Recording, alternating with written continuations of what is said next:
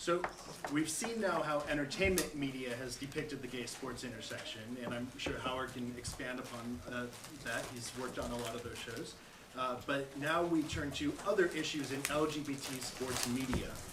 And with that, it's a privilege to introduce the moderator for this afternoon's session, Shana Naomi Krochmal. I first met Shana when we worked at GLAAD together, the Gay and Lesbian Alliance Against Defamation. She was the perfect GLAAD employee because her impressive knowledge base traverses news media, entertainment media, and sexuality. Now as a contributing editor for Out magazine, she wrote the cover story for the current issue on Josh Hutcherson from the Hunger Games, in which he says that he is mostly straight. This year she's also had cover stories on Chris Pine and Portia de Rossi. She has profiled Diana Nyad and written extensively about pop culture and media coverage of sports and athletes for Popnography, the magazine's culture blog that she co-created. She's also a big sports fan. Shana and her wife, Jessica, are on a never-ending quest to appear on the Kiss Cam at the Los Angeles Kings games. So if anybody here works for the Kings can make that happen, please do so. And the scholars in the room would appreciate a poignant blog entry she just wrote about the complicated nature of sexual identity, where she described herself as slightly queer of center, which I thought was funny. Shana and Howard sat in this very room 6 years ago to talk about the glass closet in Hollywood and journalism. And I'm sure there's a few athletes living in that glass closet today. So please join me in welcoming Shana and Naomi Krochmal. Thank you. So I understand we're not mic'd, so if you can't hear at some point, please put your hand up and we'll try to make sure everyone speaks more loudly or more quietly. If anyone, like Howard, is too loud, you can go like that, or me.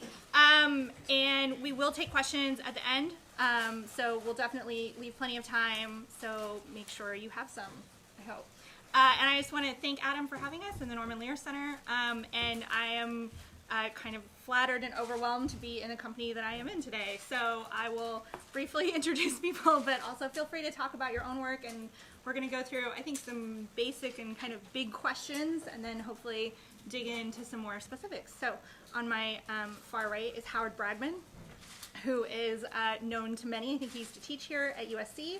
He has a PR firm called 15 Minutes and has worked with a lot of different athletes and entertainers who wanted to come out or who wanted to talk about gay issues more. He's consulted with different television shows and movies. Howard, it's nice to be on the panel with you again. It's lovely, and most important for this audience, I married Tommy Trojan. So my husband used to be Tommy Trojan, and his stepfather started the tradition 52 years ago, and my husband did it for about 15 years. So this is my second school, even though I went to Michigan. I mean, you know. And this is Kate Fagan, who writes for ESPN and ESPNW, and I think has the kind of triple threat of writing about sports. She was a player herself, she was a beat writer, and now she writes for ESPN, which I think is about as mainstream sports as you could possibly get. Kate, thank you for joining us. What else do you want people to know about you? Perfect for now, yeah. Okay. And this is John Branch, who recently won a little prize called the Pulitzer for his amazing interactive feature in the New York Times about avalanches to reduce a huge, amazing piece of work to one word. And has also, when you joined the New York Times, you were a sports reporter primarily, right? Mm-hmm. And has written quite a lot about sports since then, and you will be going to Sochi for the Olympics. That's true. And wrote actually a piece that I thought should have won, or I don't know, maybe it was shortlisted for the Pulitzer, the piece you did about NHL concussions, the profile of Bugard, which was one of the most haunting and kind of moving pieces of sports writing I have ever read. Thank you. Thank You're you. welcome. So here we are to talk about, I think Adam has done a great job of covering the sort of entertainment world. I love that now if you are a gay teenager on television, you get to have a lot of making out. I think that's awesome. We're all in favor of that. And I think the folks we have represented here are part of a larger conversation that we're having in sort of mainstream news and culture and talking about sports. And I would like, I think, to sort of start by talking about what is the state of LGBT representation in media right now? because I think in some ways we've made a lot of progress, in some ways we haven't. And I found a quote from John that I want to read from a news analysis piece that you did, because I thought it really captured this. He said, "Finding meaning in the big picture is easy, it's progress, and it's moving fast. But if you insist on finding that singular moment, that Jackie Robinson breaks the color barrier moment, this cause is not for you." Do you want to sort of, is that how you still feel? Do you feel, no, it where is are we still now? how I still feel that way. You know, and we'll talk about Sochi, I'm sure, as this goes along. I don't know exactly how this is all going to continue to unfold in terms of number of athletes that come out, how we'll cover them. I think we at the Times, and I would imagine it's similar from other papers and maybe broadcast media, we'll sort of take them as they come. There's no great big picture in terms of covering this story, and I think every time we hear about an athlete that's coming out or maybe coming out, we're certainly interested in it, but it's all going to be sort of in the lens of news judgment. Who is the person? Is it male or female? What sport? Are they a big star? Not a big star? I mean, there's not that one big moment, and I think that's kind of what I Can I add meant. one thing to what you said about male or female? That's a really salient point, because after having taken 4 professional athletes out of the closet, the one thing you generally have to understand is taking a man out breaks a stereotype, taking a woman out reinforces a stereotype, and it's very, very different. Mm-hmm. No, I'd agree with that, and I think those are all sort of things that, you know, let's say there's a story tomorrow, somebody's coming out. I think we'll sit around a table and say, who is it? How big a deal is this? What's their story? And that's sort of a day-by-day discussion as opposed to some big plan. So we're kind of making it up as we go along. Mm-hmm. What do you think, Kate? Well, I think if you look at Abby Wambach recently getting married in Hawaii, I find that to be an interesting case, because I think for years Abby wasn't necessarily hiding who she was if you followed her on Twitter, but nobody actually, no media member actually asked her the question. Mm-hmm. And I think that's always something we come back to, like within ESPN, is like, is that a question that you ask? Where are the lines there? When you can see someone is living their life authentically, but nobody has actually said to them, are you gay? And is that a question that you're allowed to ask as a media member? And I thought that was something when you wrote about Brody Griner that you talked about. You said if her sexuality was such an open secret, why couldn't she talk about it openly with the pressure she experienced as an athlete? But also, what else was she going to have to do, right? To her, she felt like she was basically out in a lot of ways. So where does, right now at ESPN, or for you even just individually, do you ask the question, and what is the question that you ask? Right. I mean, well, Brittany's such an interesting case because of her situation at Baylor, and I think with that statement that she wasn't allowed to live openly, I do think that would have been very different if she had been playing at Cal, or if there was a school in New York City that had that caliber of basketball program. So that was very specific to her situation, playing for Baylor, which has on its books a policy against homosexuality. So that adds that wrinkle. As far, I mean, I would love to talk through here as far as asking the question. I think that's not something I feel comfortable asking a player who has made it clear it's something they're not ready for, but certainly conversations you have behind the scenes to figure out what the motivation would be, how open they would be to discussing it on the record. Conversations with the player. Right, behind the scene or with their representatives, to be like, if we did it in this way, because a lot of it is about framing. You don't want to make, I don't think at this point it's like the best framing is, I'm gay, this is an I'm gay story. I do think, unless we're talking about high profile active athlete, I think we're past that storyline a little bit to like, how does this impact a different part of the social landscape? Mm-hmm. Like if you look at Abby Wambach right now, I don't think her huge story is I'm gay, but it's also how she's marketed herself along the way as a very authentic image of a female athlete, not the traditional sex sells role that we see. So there are different storylines within the I'm gay construct. Mm-hmm. And John, you've talked to a number of different like coaches and sort of other personnel who maybe aren't necessarily athletes. How do you want to talk through maybe one of those examples? How did those come up? Is that a story that you knew the person was gay and you went to them and said, do you want to talk about this? Did they come to you? Did it bubble up from other media? Usually somebody comes to us, and I think we saw, for example, in the Jason Collins story that he came, or somebody representing him came to the media and said, we have a story if you're willing to tell it. We have not reached a point where the media is actually finding these stories. And I think to Kate's point, I'm not sure the media knows exactly how to handle it. We're not running around locker rooms asking guys, are you gay, are you gay, are you gay? I think it's a little bit disingenuous to say that the mainstream media is not pursuing the story or is scared to ask people if they're gay. Because certainly we know that's a big story, and I think we'd all like to break it. We're very competitive that way.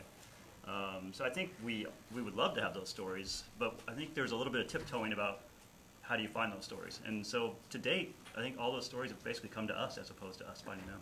So that tiptoeing is something I think Howard and I have collectively spent years of our life talking about, right? That, and more in regard to entertainers. And Howard, do you think it's different in the way that sports media interact with athletes, or versus how entertainment media maybe interact with celebrities? Or, I don't know, what's your take? You've been on the other side of this, where you were either pitching it or coaching people through it. I think the entertainment media is, will ask any question they want and any question they can get away with. I think there's less parameters.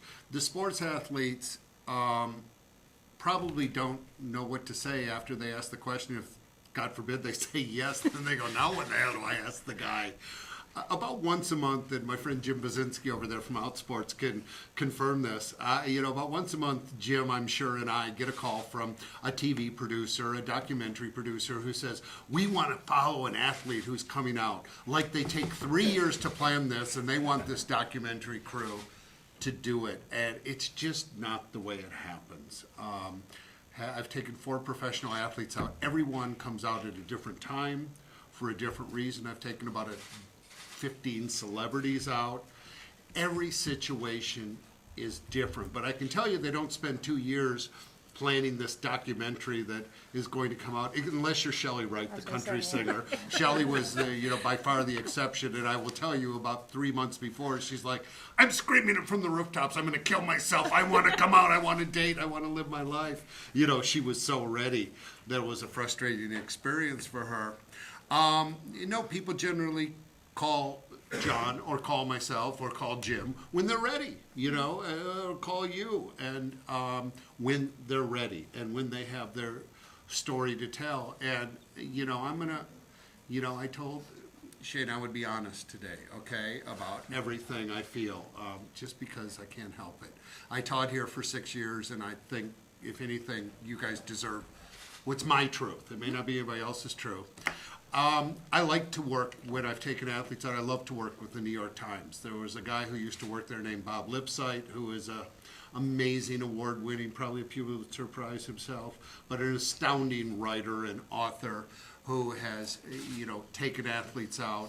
I've worked with ESPN and ESPN, the magazine, who's been good. And when Jason Collins came out, I was frankly very disappointed that he chose to do it in Sports Illustrated, because their history is not very good with the gay and lesbian community. And there were other things about his coming out that I didn't love, but that was really left a craw in my throat. It's like, they haven't earned this. They've treated us kind of like shit. And I'll never forget when I worked with Sarah Tuolo, the NFL player. We were doing a show, and I think it was, his last name's King, one of the football writers there. Peter.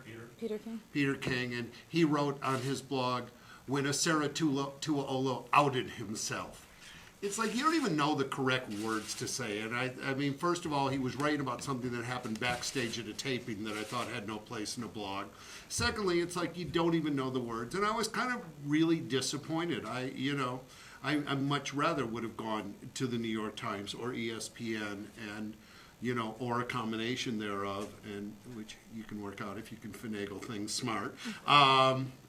I think where you come out, I think the medium is the message. It's hard to argue with the cover of Sports Illustrated, the most important sports magazine in the country. It's hard to say, ooh, they did a bad job, or it was done wrong. But I also think we have to understand all this in a historical context, and certain people have earned certain things.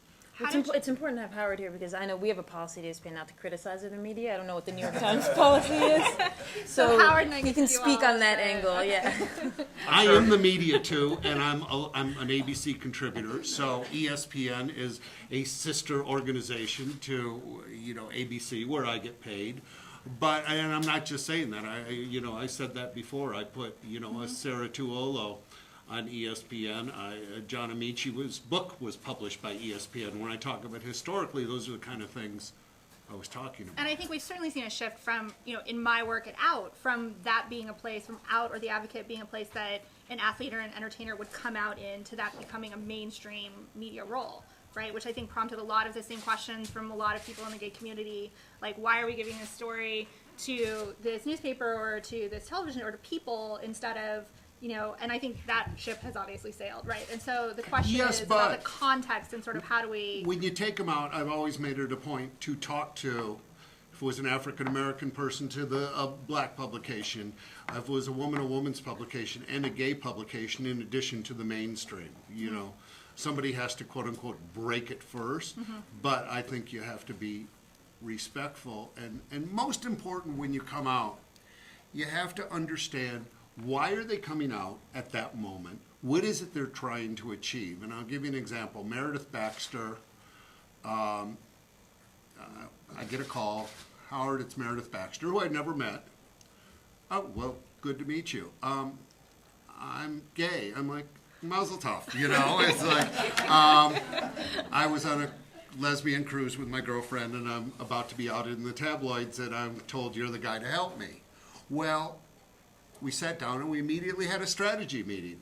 And the strategy meeting was that she did want to come out. She wasn't really looking to be the poster girl for the LGBT community, but she wanted to own her truth. She wasn't ashamed of it. And I said, well, would you like to make some money? She's like, I love to make some money. And I said, well, how about a book? And she said, you think I could sell a book? I said, yeah, I think you can get a lot of money for your book. And so we came out, we came out with Matt Lauer on the Today Show because she had a long-standing relationship with NBC and her show. We did a page in People magazine, but I did the page in People magazine with the promise that when her book came out, I would get a bigger story on that. And then we shut up. Oh, we also went and did Frank DeCaro at Sirius Radio because we wanted to do a gay one, and we may have done one more. But, we kept it very small. And again, a contrast to Jason Collins. Jason Collins talked to everyone, which is great. And then he went and tried to sell a book, and everybody's like, we've heard your story, Jason. And you got to be cognizant up front of what your strategy is, or you're leaving something on the table a little. To be clear, Today's Show and People magazine is very small. You know what? Like Howard? Do you want to know Your the small is different than my small.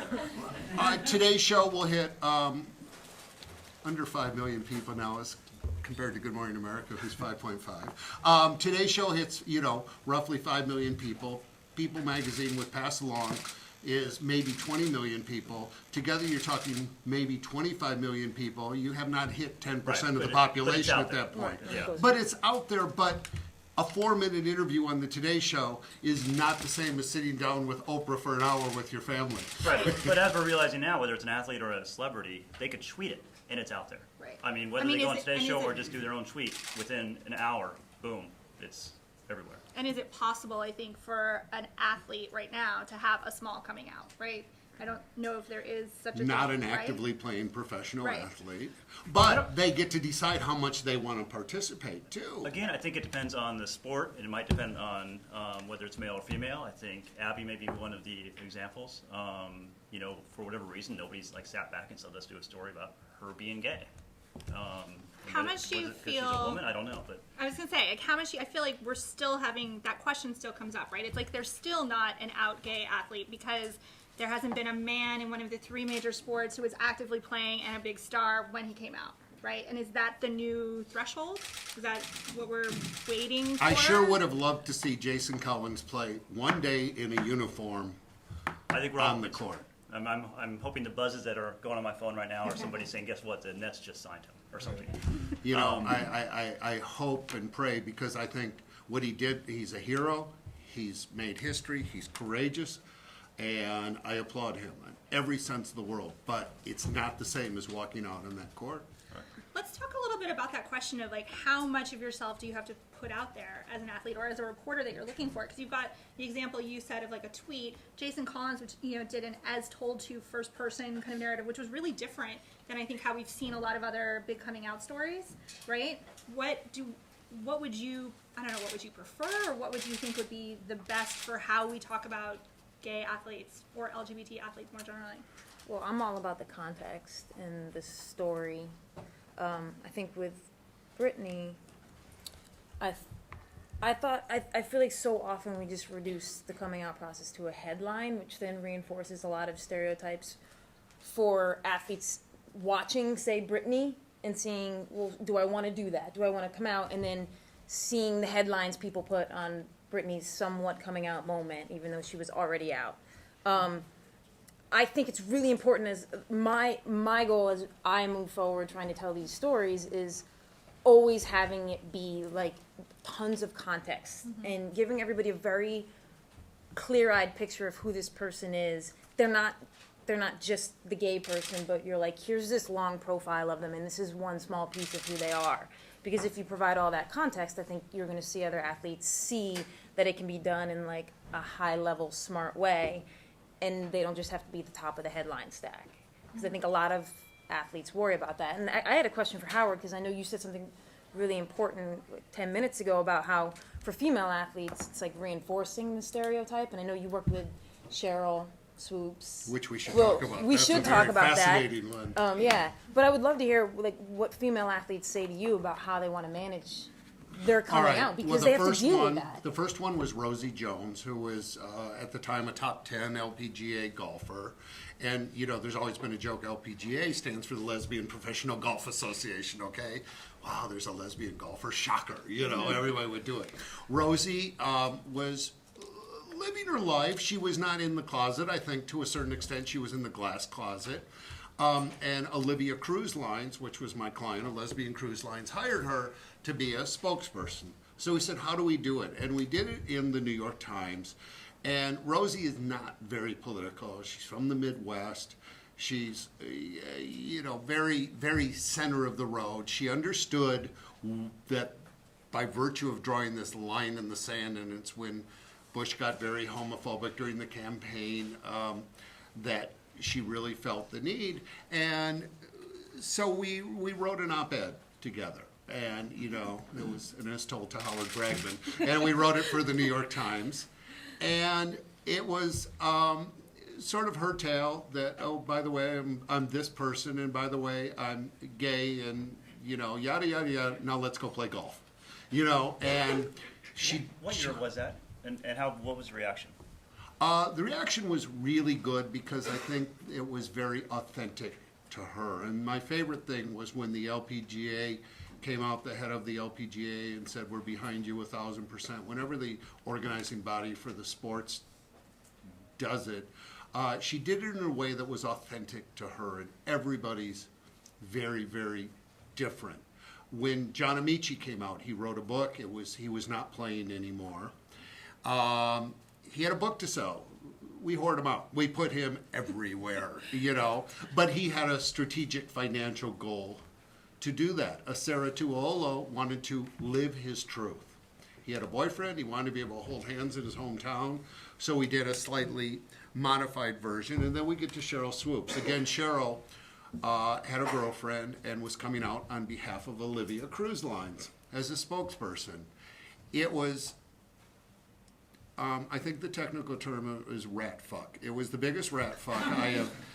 I'm sorry. I was always a bad professor. I swore. I'm sorry, That makes you Dean. a good professor. I think that makes you a good one. Maybe they'll pay me more. But it was literally the day, when I launched my invasion of Normandy, I have interviews scheduled every 15 minutes, and this one, and I got a satellite tour here, and I got this going on. And literally the morning we came out, she had not told her mother yet. And spent, when I told her for 2 weeks before, you got to tell your mother.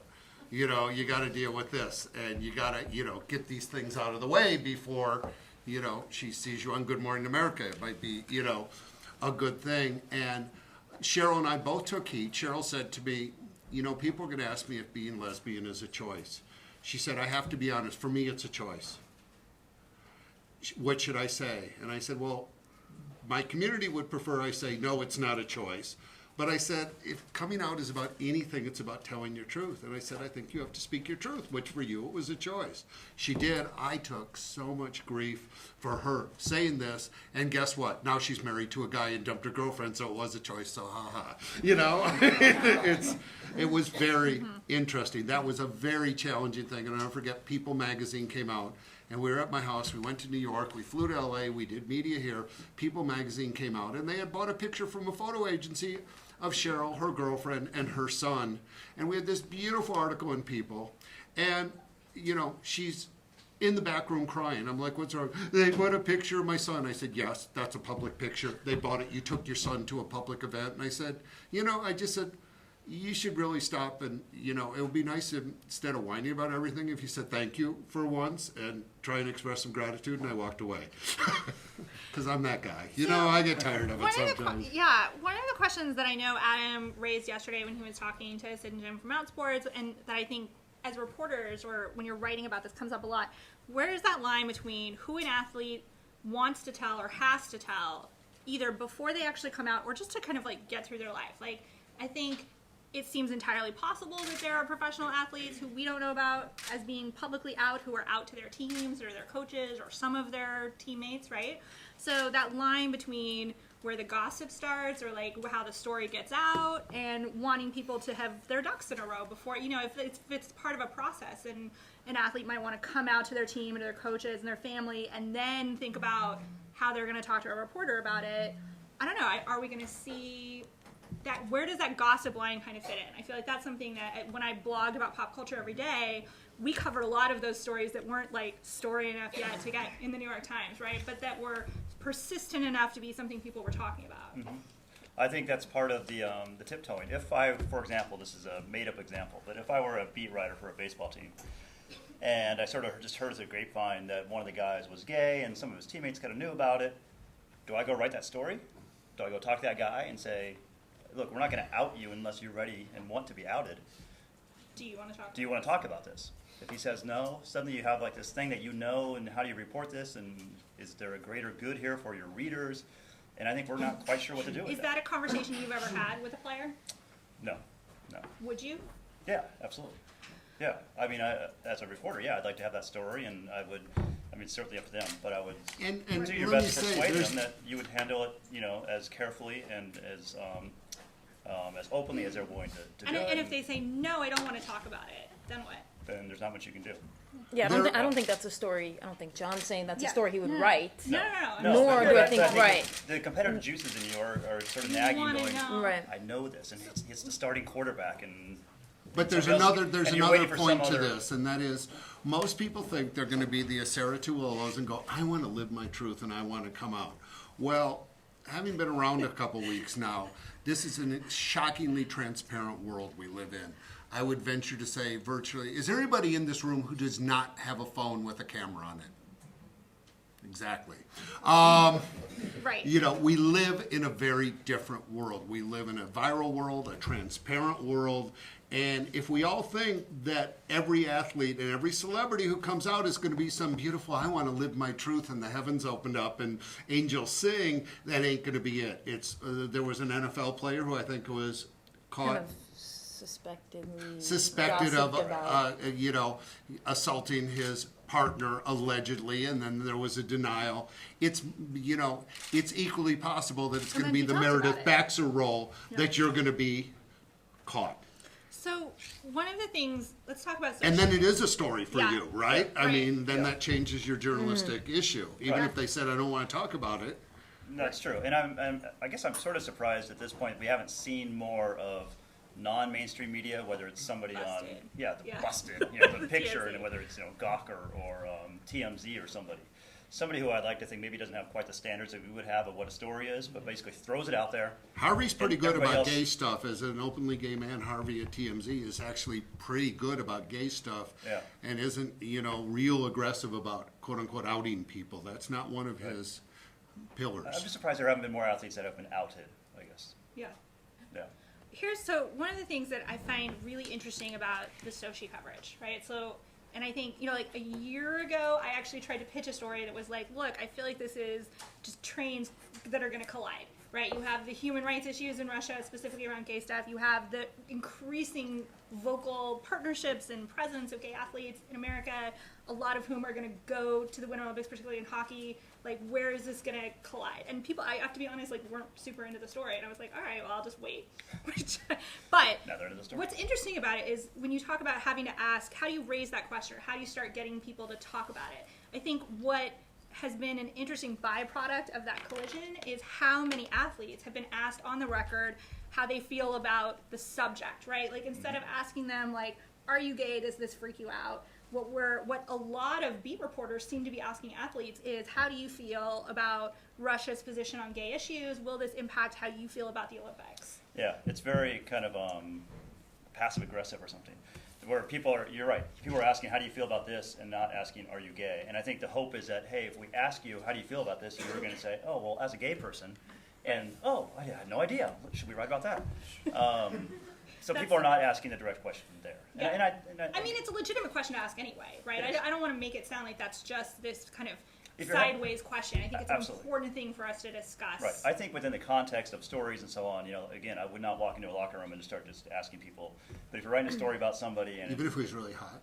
if you're writing a story about somebody and part of the context is their personal life and their family and that sort of thing, certainly. If you're writing a story about your reaction toward the Russian anti-gay laws, certainly. Because you need to have that context of where are you coming from to have this opinion. Go ahead. Well, I think the positive, what you're saying, like the positive byproduct, right, of Yeah. these issues in Russia are that we're kind of taking everyone's temperature, straight and Individuals. gay and people Yeah.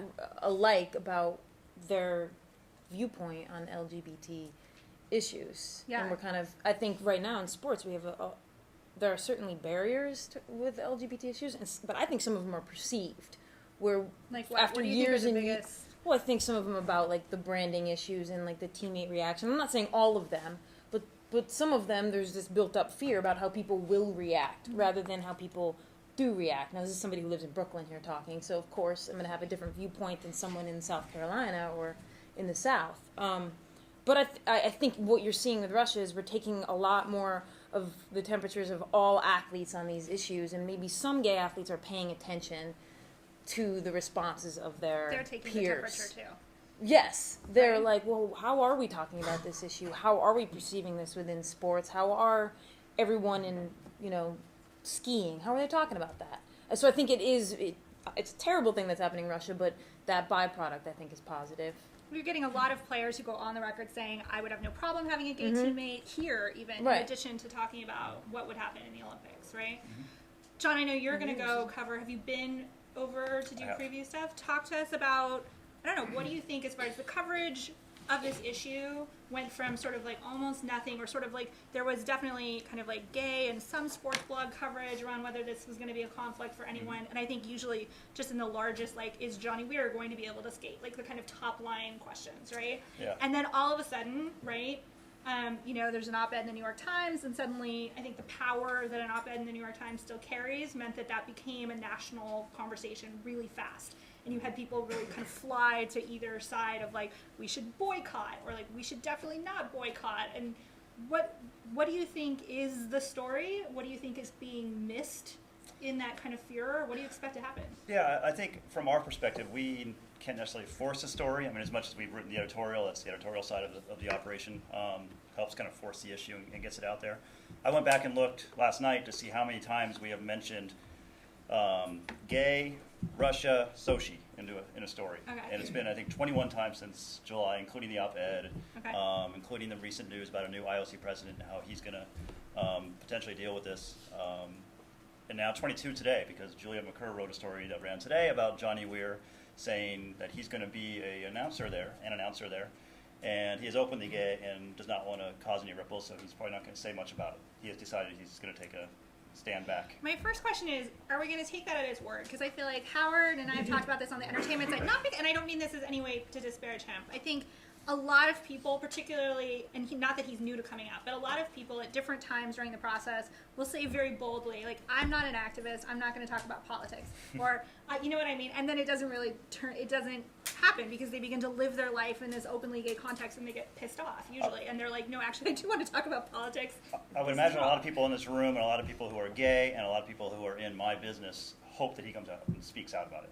For a lot of reasons. It's a great story. But that's, I can also tell you, he was hired because he's a good commentator and because he knows his sports, and I don't think that's what he was hired for. And if he wants to look beyond and transcend from a skating career to a broadcasting career, he's probably going to hurt himself. Right. Now, at the same time, do I expect Johnny Weir to wear a powder blue shirt and a navy blazer like Bob Costas? Probably not. But is it Bob Costas' responsibility to talk about this on the air? It really depends what happens, okay? The news is going to determine whether Bob Costas, if there's some sort of protest, Bob Costas is actually the perfect guy for NBC because he's a real journalist and he can balance that and do it organically. If nothing happens, I don't think it's their job. And if any of you read Harvey's... The media's point, right? I think, when we manufacture things, the people can sense it. In the same way you want athletes to be authentic and things to happen organically, the media needs to happen that way. Well, there's something going on with the Olympics, and that is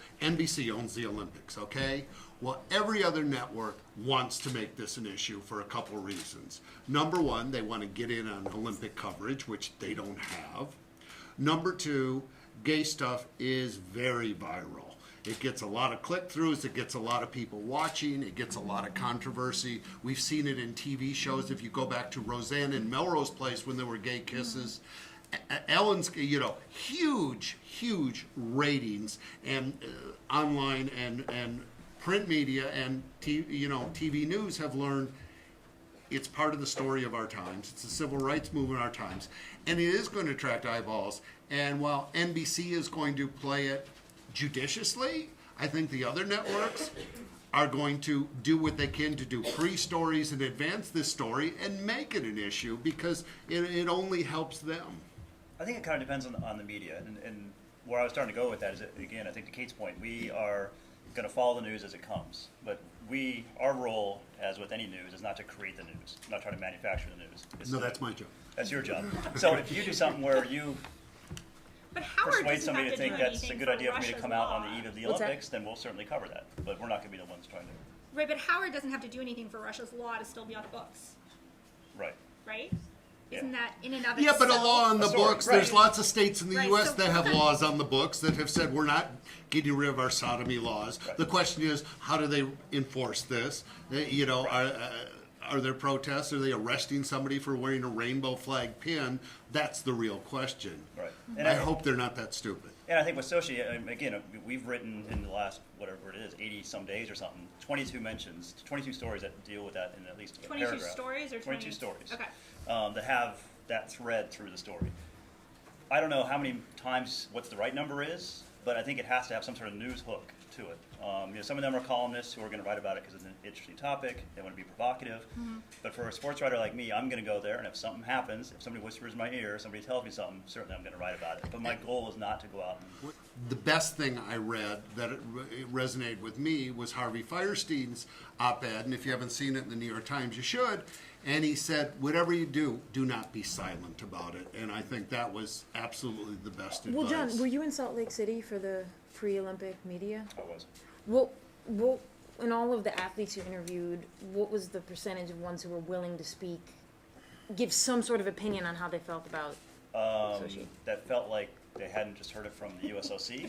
Right, that like felt like 1%, Bodie Miller. Yeah. That was pretty much it. Yeah. So are you saying you feel like a lot of athletes kind of know what the right thing to say is and they're going to say it? They have been coached, and the USOC has said we're not telling them what to say, but they certainly have gone through some sort of Talking course. points. Talking points, exactly. They all have their talking points. And, That's good, though. I mean, that's... And I think from their perspective, trying to put myself in their shoes, they have...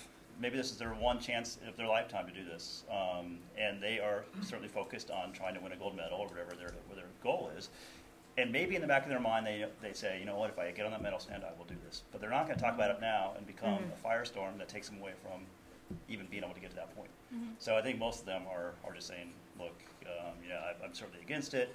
I wish it was different, but I'm here to focused on I'm here to be an athlete. yeah, and it's hard to argue with that. I mean, as a media member, you love for people to come out, and you want them to be provocative, and you want to keep pushing discussions. And those of us who In healthy lived ways, through but when Jimmy you can't Carter force it. boycotted the Olympics in 80s? 80. I don't want them to boycott the Olympics. That's, Right. these people have trained their entire lives for this moment. They may have one shot. It's not fair. And my point about, I'm not sure what stories we'll write in Sochi. I'm sure we'll talk about this topic leading up into those games. But the first person who does something, whether it's the opening ceremony, it depends, again, what they do, that'll probably be an A1 story. I just don't know what it's going to be. And we're not going to manufacture something just to stick it on anyone. It has to be somebody doing something if it's meaningful. You're going to slap a rainbow flag on somebody's Big ass. I rainbow. know you have that ready. On your way out there. Kate, what are you thinking? Are you going to write about Sochi from here? Are you covering it? What's your take? We have a contingent. I was talking to John about this earlier. We have an Olympic contingent at ESPN that have covered the Olympics for many of them. Women like Bonnie Ford and Jim Capel who do a great job. So I'm not going. I have yet to weigh in on the issue, and I certainly am riveted in what's going to happen in Russia in the Winter Olympics. But I also, covering basketball more, am also interested in how Russia being a hotbed for women's hoops, to me this story doesn't go away in 3 months. Right. I mean, that's where the top 10 female basketball players play their winter ball, and some of them who go there have already come out. Simone Augustus married her partner. She plays in Russia. So to me, I'm certainly And interested. have they talked about the Olympics? Have they been asked for comment about it? No, they're going to go back and play in Russia. Yeah. To me, like I often live in the world of basketball a lot, so I want to do something on the Olympics for sure. I'm not sure what that angle is because again, I don't want to manufacture the news, but also to point out to everyone here that the issue doesn't go away once those Winter Olympics end. And I was going to say, to sort of second Howard's point too, is as much as the Sochi issue has grabbed attention, I've heard from athletes saying, maybe we need to look in our own backyard too. Certainly plenty of states. Well, I was just going to say, I'm I not don't sure know, exactly the Atlanta what- Braves just had was it the Atlanta Braves who just had a gay night? And I read about 300. It was the Dodgers. No, had one. but there was a hockey team down south had a. It was the Tampa Bay. Atlanta Braves promoted wear purple for Pride Day on their Facebook Thank page, you. and they got a whole bunch of And they got these unbelievable tweets. And this is Atlanta, for the South, is as sophisticated as you go with legal protections and stuff. So yes, I think exactly Unbelievably, homophobic. homophobic, negative, nasty. Just horrible. So- Horrible. What we want to beat up those little homos. It's like My point being that there's been a lot of attention on Sochi, what I think might be actually a little bit Let's of a go to distraction. Mississippi. A little bit of a distraction for the Right. broader cause. So what do you think are broader the story. biggest kind of undercovered stories in American sports today? Is it about one of the things I was struck by in your interview with Brittany Griner is when she talks about how she went online when she was like in middle school, right? And that these athletes know that they are gay from a really early age. And this week, the You Can Play Project announced a partnership with Colorado schools, which I thought was really interesting. That instead of, are we focusing too much on adults? Like, are we not moving this conversation kind of earlier in time in an athlete's life enough to think about how that's going to impact them? well, I think those are all smart points. To me, the story that we don't talk about is the amount of fear and oppression within women's sports. Talk I about think that a little bit more. Like, I think what people specifically? get this sense that because everybody thinks female athletes are gay, that like they within the women's sports world they live freely and openly. And I mean, women's college basketball, women's pro sports, that is some of the most oppressive environments you'll find. People struggling so hard against like this stereotype, it being used against them. I mean, you look at women's college basketball, and I wrote a story on this. There's one openly gay female Division I basketball coach, and she came out in 2007. 6 years, it's 2013 now, 6 years, and the second one hasn't come out yet because of all of the negative recruiting. So I think the perception of that it's easy for female athletes That's just, it's so The wrong. perception that's easy for anyone is Right. wrong, okay? Right. But to me, like the college environment for female athletes is frighteningly scary for some of these athletes and these coaches, what they go through. I know we always, like the spotlight is always on men's sports more than women to begin with, but I think that's something we need to do. We need to get rid of that fear and oppression. So that's my take. John? I can't top that one, so I won't try. But I think it's a great point. Now you make me want to go home and start working on that story. I think there has been probably, and I'm guilty of it too, an overreach to try to find who's that next male, famous team sport athlete. We put all these qualifiers on it. Jason Collins, yeah, but he's not even playing now, and he's only second string. Can we get a quarterback? I mean, we're all looking for that next big one. And I mean, the real story, and it's not nearly as sexy, is that there is hopefully a generation of kids growing up that will just be themselves more from the get-go, and will sort of rise up through the athletic ranks. I mean, that's been the hope, But right? sports is That's been the hope. behind. But sports, And no doubt. what's sad is, and I think you asked the story, when I took Kevin McClatchy out, who is the former owner of the Pittsburgh Pirates, as he said, what's the saddest part is, with Jackie Robinson, sports was ahead of the curve. With the LGBT issue, we are so behind the curve, and we should be ashamed. I'm really concerned when people say this all the time. They're like, well, as this generation gets older and enters sports, it will change that culture. But what I've found specifically in women's sports is that they get changed by the culture. And I think we need to worry about that, because it's like, oh, let's get the younger kids are going to come up and they're going to change those. But so then where does that change have to happen? Is that about coaches? Is that about owners? Is that about leagues? Like, who has to change at it? the youngest levels. I mean, we saw that college coach who was berating his people and using slurs. We have to change in elementary school, junior high school, high school. We have Who to has to change? Like the coaches at those levels? The coaches, the kids, Organizations the like parents. Colorado High School. I would argue also we need to look at the top too, because I know a lot of the fear comes from who's doing the hiring, Absolutely. who's got the money, who's giving the money, and right now Hiring the coaches, you mean? hiring coaches, who's giving away the money to donors? marketing deals. deals. Yeah, donors. I mean, there's a lot of at the top. It's still straight white men, and I think that's a conversation that is had within the women's sports and probably the men's sports community, that the people above them aren't going to be okay with who they are and how they act. And I think that's part of what my big point about there's not going to be that one big seminal moment. And I'm sure there wasn't in other civil rights issues either. And we just sort of portray it that way now in history hindsight, books. Yeah. But I think there'll have to be sort of coming up from the bottom, just sort of normalize it, for lack of a better word, as opposed to having one big moment where we say, oh, it's all better now. Would you say that within locker rooms, like actual players are as kind of at the same place as everyone else in American society right now, where it's really probably not that big of a deal, even if the kind of framework It's around sport by them? sport. I've seen the research. I think, and Jim, you probably know the research better than I do, but I think the more educated the player, the more sensitive they are. Baseball is one of the worst. Say baseball seems to often universally be regarded as sort of the worst sport to be gay in. Do you think that's true? When I worked with the NBA on different things, I found the NBA to be very progressive from the top down. And, you know, David Stern's a guy who lives in New York, and, you know, and I had a discussion with him because I represented 2 NBA owners and worked with John when he came out. And you know, the NFL sort of wants to do the right thing, but they're not as sophisticated. I think hockey is pretty good, and it's more international, so you can get away with a little more. Boy, baseball's just in the dark ages. Do you agree with that? I would probably rank them that same way. Yeah. Yeah. Yeah. I mean, we've talked about, I've talked with Jim and several other people about, you know, which will be the first of those big sports.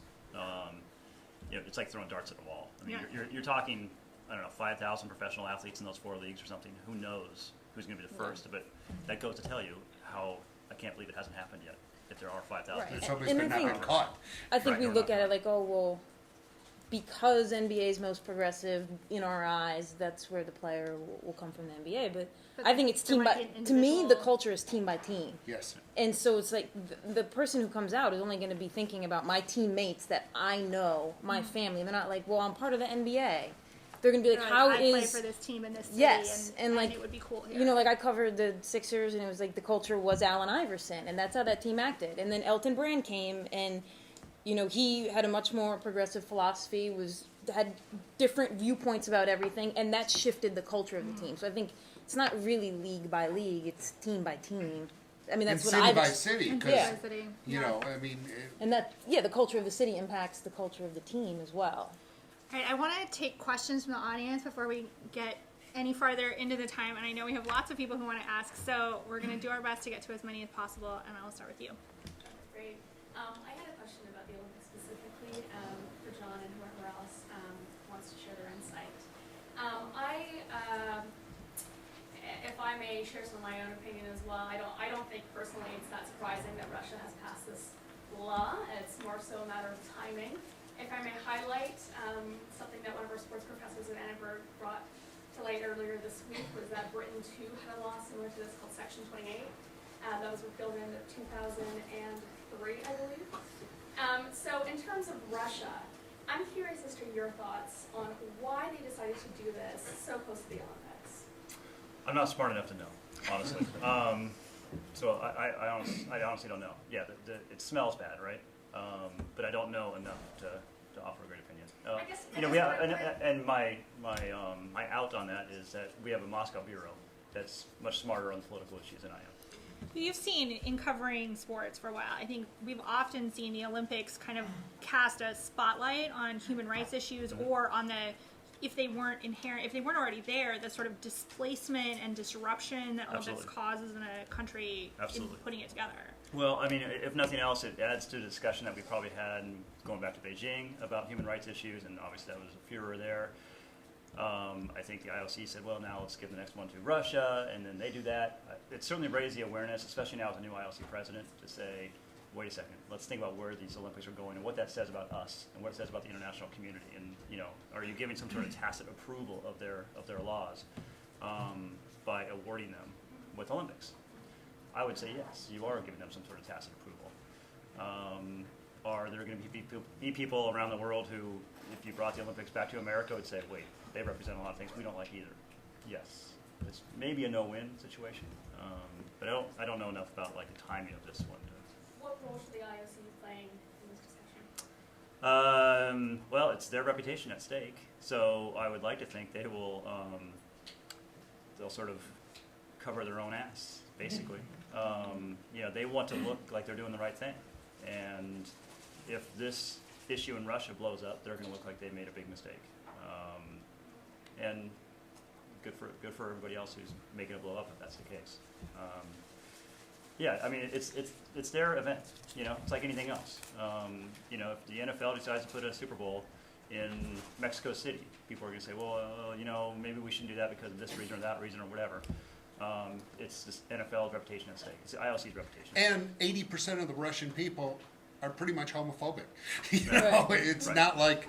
And that's something that, and maybe that's a great story for people like us to do, is what has it, I mean, we're talking about what's this all mean in the sports world in America. What's it mean to the guy on the street in Russia? They're now having these discussions. And let's all hope that that number, because of the education that will go on between now We'll and the move to Olympics, 78%. we'll move to 78%. And in Russia, that's, you know, that's 1 million people, so that's not a bad thing. All right, in the blue shirt right there. None of you mentioned Robbie Rogers. Is that because soccer is just irrelevant in this country? And secondly, do you think the huge reception he got, you know, when he first took the field for the Galaxy, just standing ovation, the opposing team, everybody was so welcoming. Do you think that does, and especially for Howard, do you think this for anybody in the NFL or Major League Baseball or whatever, do you think that says, hey, wait, there is a welcome awaiting, it's not going to be, you know, cans and bottles coming my head? I think you would say soccer fans are probably a little more sophisticated than some. He was somebody they liked before, so they like him after if they already know who you are. And I think that's good. I think his coming out was handled with great authenticity. I think he's a charming, attractive guy.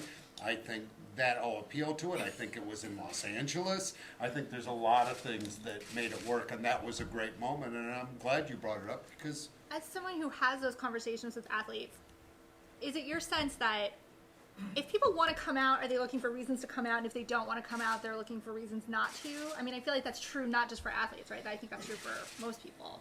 But in talking with people who are also weighing that media component to it, are they looking to that kind of evidence? Or is it just they've got their mindset, they want to do it or they don't?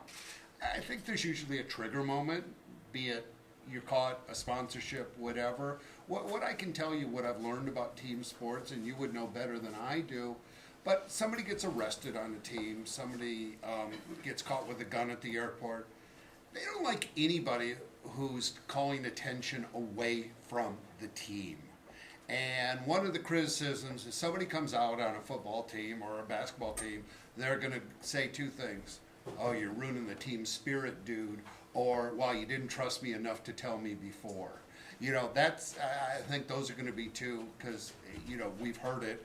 Forget the locker room article, which, you know, argument, which is the oldest, most hackneyed argument in the book. But I think they don't want to make waves. And most people, and my friend Billy Bean and I have talked about this, maybe 5% of athletes are so elite, you know, they could screw a goat in the locker room and nobody would say anything.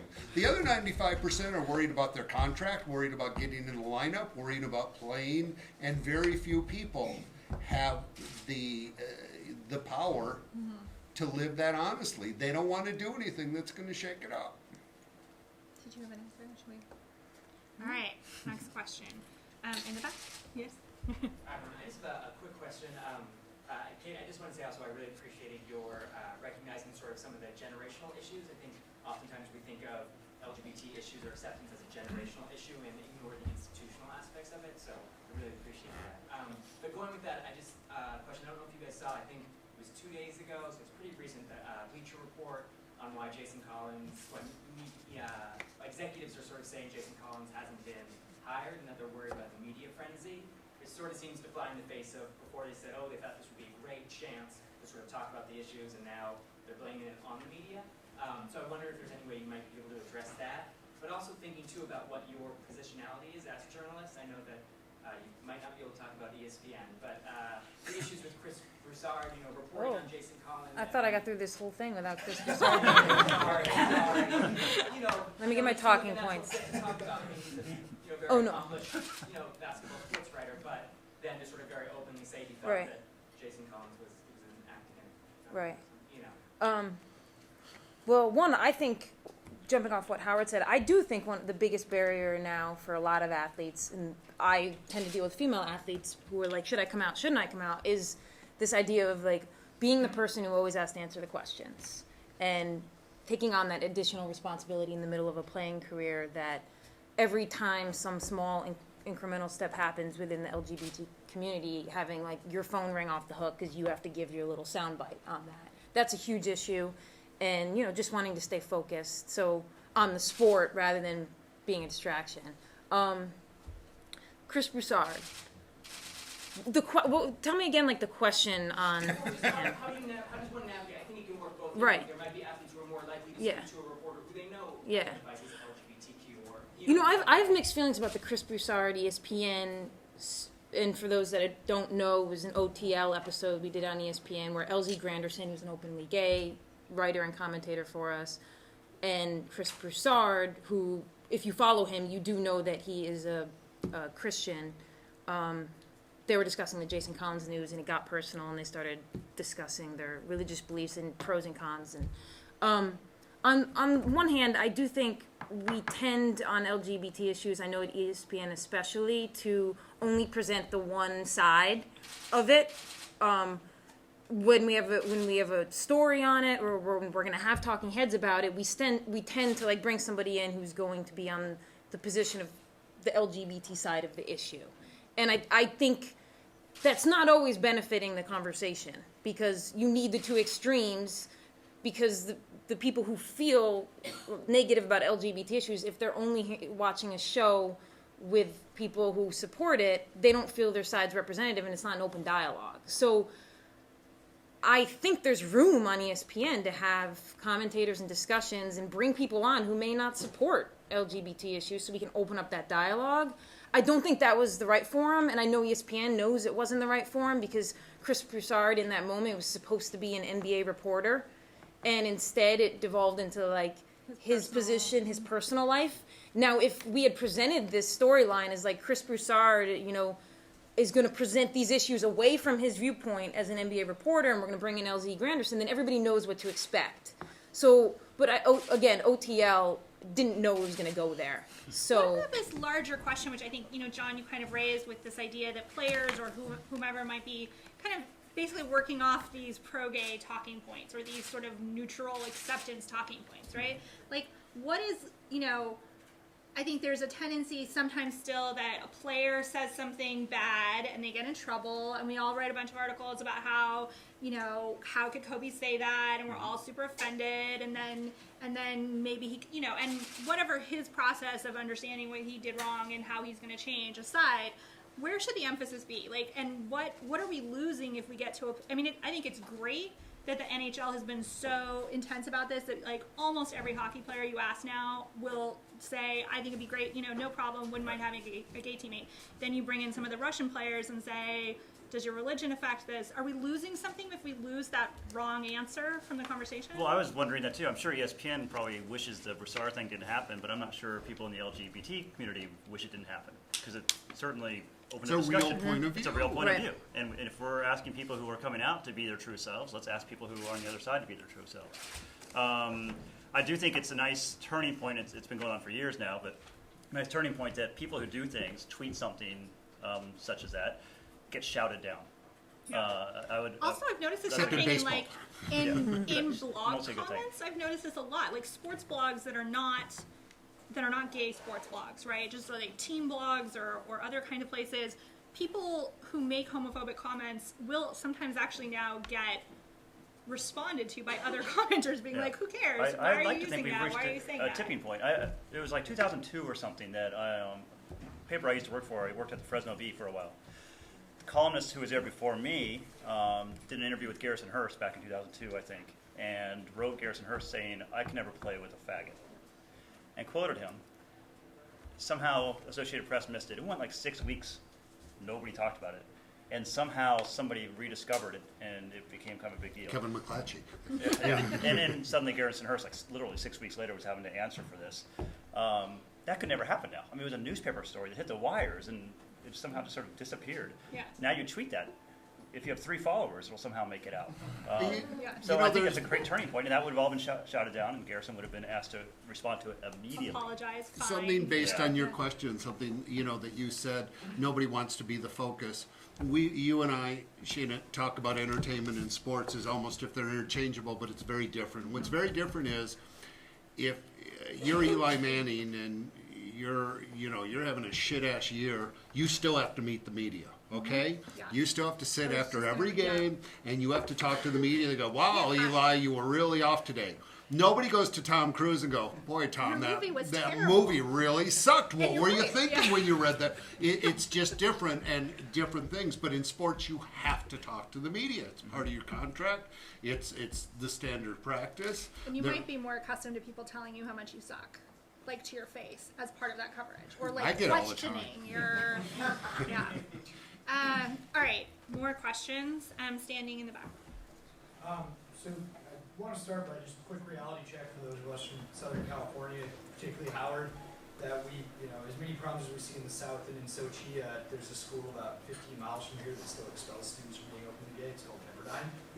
So that's right here in our community. Which leads me to my question, which is in 1968, students from UCLA, University of Washington, and UTEP staged a boycott against Brigham Young University because they refused to allow black players onto their basketball team. Today there are about 400 colleges around the United States that openly expel students from being LGBT. Where has the college voice gone in that, and do you as members of the media have a role to play in telling that story? Because particularly concerns me right now, last year's national title contender for football, Notre Dame is among that list, and the current number 8, who just moved from 15 to 8, Baylor, He's also a medalist. Sounds like a Kate question.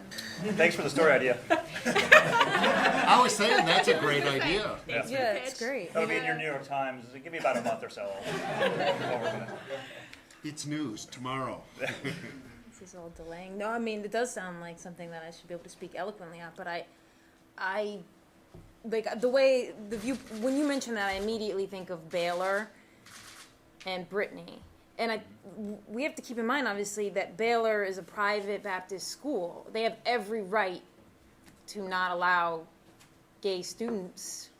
I think we would all agree, right? That because, I mean... Well, no, I think Okay, I think a then go. lot of constitutional and like a lot of the legal community that works on gay issues would argue that they have a constitutional requirement to admit any student regardless of their sexual orientation. There's a Even bigger, if they're- broader so argument there's a that big applies to question, but, country like, clubs yeah, and everybody yeah, else. So yeah. Right. I mean, Right now, they are Public allowed to financing. do what they're doing.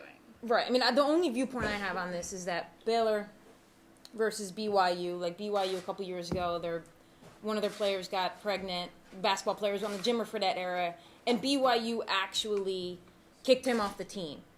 Now, when you look at Baylor with Brittany, they were perfectly willing to put their name out there and take the work that she had done and the name she brought to Baylor, even though they knew she was openly gay. So they want to have this policy on their books because they think it's something they can say to their alumni foundation, that they still have these fundamentalist Christian faith that they're holding up, and yet they're turning a blind eye towards Brittany because she can do something for them. I don't appreciate that hypocrisy.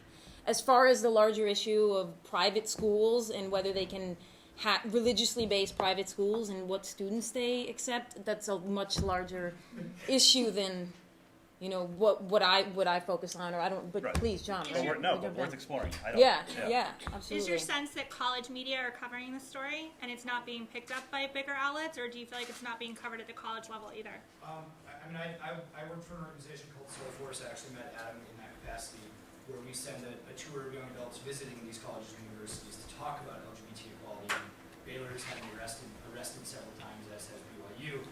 And the reality is, I think most of the students at the college don't even know what's happening. And I think that's where I'm looking at you as the media and saying we need help in telling this story, because even people at BYU, if they're not sort of part of the LGBT rights movement, if they don't have a brother or sister or something of that nature who is LGBT, they're not even aware that these policies exist on the books, right? I mean, particularly, again, looking at places like LA, I think nobody's sort of surprised that Baylor or BYU is out there, you know, but I think when you tell people that a place like Notre Dame or a place like Pepperdine or Azusa Pacific, right, 20 miles the other direction, the idea that those places exist in Seattle, Chicago, Minneapolis, New York, LA, that's sort of a terrifying thought, and nobody seems to be talking about it. Well, are there anybody who can speak to the legal stance, or like you said, the constitutional issues about these private schools and why there could be a case? Formally, they have the right because federal non-discrimination law doesn't apply because they don't accept federal funds. That's Do you- So maybe That's kind of where I'm coming from, and I mean, being you like, said that Yes, Brittany they have the wasn't aware of Baylor's policies when she was recruited and went there, right? So I mean, I do think there's a really interesting question around that same, like, for these gay athletes or these gay students who, you know, at 12 or 13 or 18 or whatever, are Googling and trying to figure out who am I, and also maybe where do I go to school. Media coverage plays a big role in exposing that potential, you know, sort of. But I will say, as part of a mainstream media member, or as a mainstream media member, our role is not advocacy. No. Our role is news, and yeah, I would love to enlighten, tell people about those kinds of stories. There are probably other groups that would advocate and point out, you know, purposely, we want to get this changed. My role is to inform. You people do whatever you want to do with it. Hope it's accurate, and then have a good time and take it apart as you will, or do whatever you want. But there are advocacy groups, and there's, you know, an increasing number of advocacy media groups. But I think it's a fascinating story. Maybe the simple answer is that there is no private, or there is a, you know, a federal mandate that they can do that. It's not totally unlike things like Augusta National not having women members. You'd hope that public pressure at some point, and the media jumped on that bandwagon pretty quickly. You'd hope that something like public pressure would be enough to get people to change and to reevaluate. All right. Yes, you. Yeah. Oh, I just wanted to say on that point, the difference is that most private universities receive federal funding, so That's dating where- back to the 60s right. and racial inequality, anything that's federally protected, most private universities in the country cannot discriminate.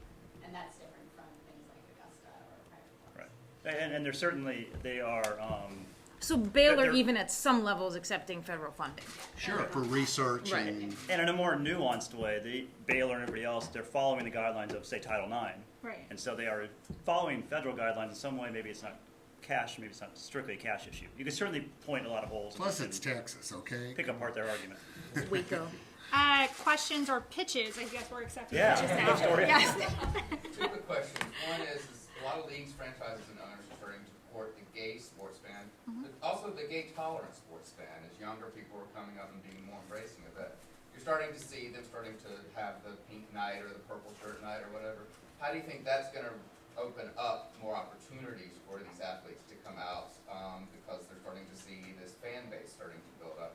And secondly, in terms of media representations, we've had 15 years of not necessarily gay athletes, but very athletic gay people in reality programming, not only appear but win these reality competition shows, going back to the first Survivor, American Race, but certainly Road Rules. How do you think those depictions of athletic, particularly gay men, because that is changing the stereotype, has started to normalize and break stereotypes around gay male athletes in particular? I'm not sure reality TV changes anything, having worked in it and represented a lot of people, except it fucks up your life if you ever choose to be in a show. Don't call me first, okay? I'll tell you not to. But, you know, the gay nights at the ballpark are a wonderful thing. Particularly, you take a city like Atlanta that has anti-bullying. You take the Dodgers, I think it was their last game of the season, where they had LGBT night and Billy Bean and Jason Collins throw out the first ball. I think it's wonderful. But it's wonderful on so many, you know, but hello, look who one of the owners is, Magic Johnson, and I work with his son, EJ. You know, Magic is HIV positive with a openly gay son. You know, it starts from the top down, and it's good, and it sends the message to the fans, to the players. And I don't think was there any booing or any backlash at the Dodgers? I think it does make a difference. I mean, personally, I feel like I enjoy sports. I think I'm more of a sports writing fan, actually, in a lot of ways, than I am of a sports fan. But it had been a while since I had been to a game of any kind. And when the NHL did its partnership last year, there was, in one of the statements, there was actually a phrase where, I don't know if it was Batman or whoever it was, said, you know, we invite gay fans. And I had this like weird moment where it's like, I've been out for so long, and my wife and I go everywhere, we hold hands, we don't think about it. I like literally can't remember the last time I thought about whether I should hold her hand. But there was something in that moment I was like, oh, we've been invited. Oh, okay. Well, if you insist, we would love to come to a hockey game. Thank you so much. And now we're going to make out It's and what try to go to John the kids' said. camp. The And progress, it resonated. the Like, progress yeah. is measured in a lot of little steps I didn't in the know it right was way direction, deep. and that's an important little step in the right I would like to direction. think that this is, the path has been paved for athletes. I mean, I think we're seeing it with fans, we're seeing it with receptions for Robbie Rogers. I mean, there's a lot of evidence to show that you can do this, and maybe it's not as scary as you might have thought. It continues to surprise me we haven't seen it. To your point, too, I think from the media, every time we write about somebody coming out, the people who hate the story are either, you can sort of tell right away in the comment section, they are either people who are homophobic and don't like the idea that we are writing about this and promoting it in some way. The other people are people who say, why is this a story? People have been gay for a long time, it's been open and accepted. And I think we in the media are a little bit like, well, is this a story? Or at what point do you reach that tipping point where it's no longer a story? I certainly recognize that if Peyton Manning comes out as gay tomorrow, that's a story. If a third string, if a third string soccer player now comes out, do we write about it? You know, those are the discussions we have to have. But I think there are people that wonder, you know, this is a horrible parallel, so it's not a parallel at all, but for a long time we wrote about like black quarterbacks. We don't write about black quarterbacks anymore. They just are. At some point, gay athletes just are. They're not yet, at least in some sports. At some point they will be, and the media is going to sort of say, at what point do we kind of stop writing about this? And I want to say, Tom Brady's my love. No, that was a dream I had. Damn it. It was a really good dream. But you know, so when I was starting to prep for this, I went back and I found some notes from a panel I had gone to in 2001. Right, so the previous editor of Out, Brendan Lemon, who I don't know personally, had written a very big, got a lot of press, like letter about how his boyfriend was a Major League Baseball player. And among many different responses to that was a panel I went to that the Gay Journalism Association kind of put together. And I went back to look at it because I realized that so much of what people were saying at the time is still exactly what people are saying now. Like I pulled a column that Lipsite wrote from afterwards, and it was a little terrifying how little had changed. So I'm just going to say, we're almost out of time, so one last question to the panel. What do you has it changed? I don't want to say has it changed. Obviously, things have changed. More people are out than they were. Are we where you think we should be now, expected to be now? And what's the kind of one biggest thing? Is it the player? Are we still waiting for the player? What would be the moment to you where you would feel like we've arrived? The single biggest thing is that it's not okay to say something homophobic anymore, that you're going to be nailed to the cross for it. Whereas 10 years ago, you could get away with it, and people would say, well, it's free speech, it's this. But the arc of the LGBT civil rights movement has come to the point where it's not okay to be homophobic anymore. Yes, I would argue with you that journalistic balance is fair, but sometimes when I represent gays and I'll put somebody on TV, they're going to go, well, we're going to have somebody from them. I'm like, well, then we're not going on. You know, not every moral argument has an equal weight. Just because you put a Holocaust survivor on doesn't mean you put a Holocaust denier on. But the arc of civil rights has come to the point, and the direction, as you say, the road is paved. There's an inevitability to where we are going, and that has changed. Kate?